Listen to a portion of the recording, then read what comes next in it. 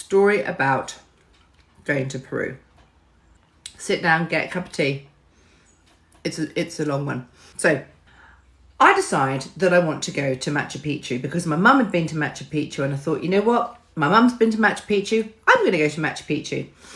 So packed up my bags, and Charlie and I were going to Machu Picchu. While we were going, I'd organised some activities like going to Machu Picchu, going to some temples, going to Lake Titicaca, and to live on a reed island, and to go ziplining through the rainforest. And we go to leave New Zealand, and a volcano erupts in Chile. So we were supposed to fly from Auckland to Santiago and then just be there. It was like little flight. Oh no, this fucking volcano erupts. We now have to go from Auckland to Sydney, Sydney to LA, LA to Ecuador, Ecuador to Lima, Lima to Cusco. By the time we got to Lima, my poor son was so absolutely fucked exhausted he puked. I also think that he puked because of the altitude. And Machu Picchu, Cusco is really, really high up. The altitude's massively high. I'd been doing loads of exercise before I went away on this trip, and my leg muscles were just like monster muscles. And when you go up into altitude, obviously your muscles need oxygen. And it was like every breath I took was going into my leg muscles. Anyway, I've been there a couple of days.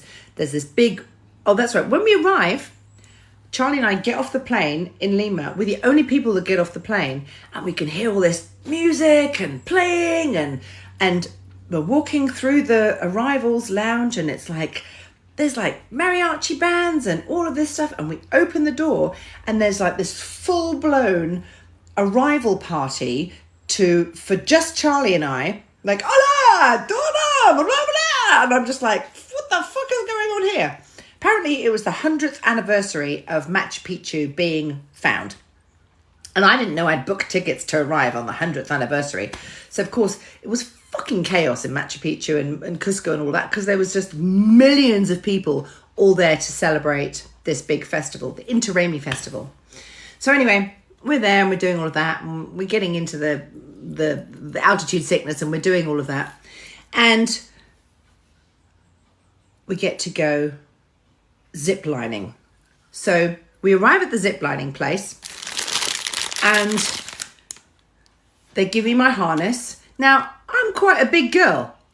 I'm a very big girl. I was a very, very big girl then. So I'm still big, and I'm like 15 stone.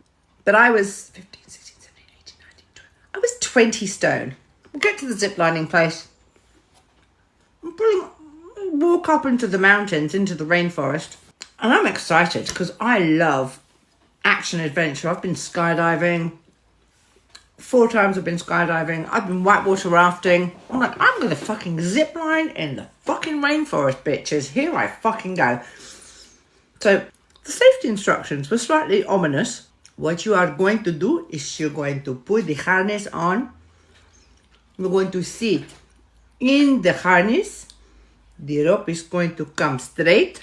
I'm going to give you a leather glove. You use this leather glove to slow as you are going on the zip line. Not really paying attention. Not really listening, because I'm like, it'll be fine. Because who wants to go first? And I'm like, you know what? Fuck it. I'll just put my hand up and go first. So I'm like, I get in, put my harness on. I'm like, right, so we're going. I've got this big leather glove on my hand, and I'm thinking, what the fuck do I do with that? Because I'm going to hold on here.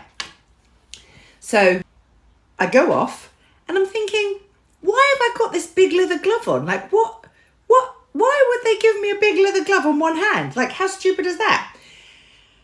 I'm now ziplining through the rainforest, and I must have hit like 60 Ks. I am fucking going, because 20 stone on it. So the zip wire was like this, right? It was just hanging there nicely, and I could see the trees and could see all the stuff, right? I get on the fucking zip wire, and what happens? It goes ding, and it becomes taut. Now the zip line is taut as fuck, and I'm literally, I am going, and I am going fast. And I can see this tiny little Spanish man, little Peruvian man in the distance going like this. And I'm like, what does that even fucking mean? Like, aren't you going to make me brake? Like, I can't brake. I haven't got any brakes. And then I'm like, oh my God, I've got a big leather glove on. Like, what am I supposed to fucking do with the fucking glove? And then I'm like, do I just grab the wire? So I grab the wire, and I'm not fucking joking. I am going. I'm not joking. It would have been like 60 k's, so like 40 miles an hour. I'm really rocketing along. I grab the wire behind my head. My legs and my body come flying upwards. So my ass is now in the air. I'm upside down, rocketing along to a little tiny little man in the distance who is just going, stop, madam, you have to stop. It's very bad. And he's just like, what? And I literally go smashing into this poor Spanish man, not Mexican, Peruvian man. And he just goes splat into the rocks. And I'm like, this is really not cool. This is just really, really not cool. And I'm like, I don't want to do this anymore. I want to go out. And he's like, it'll take you 4 days to walk out of the rainforest because we've gone up and now we've gone in. Everybody else joins and catch up with me. And these dickheads are like, Sarah, like, what's your technique? Because like you was going really fast. Like, mate, I weigh 20 fucking stone. What do you think? So now I have another 5 zip lines to go in this fucking rainforest. And I mean, I couldn't get any help. I had to use my hand and I had to slow myself down as I was going along. It was probably the worst ziplining experience of my life. I will never, if ever you go ziplining, make sure that they have the braking system and not you. Anyway, that's the story.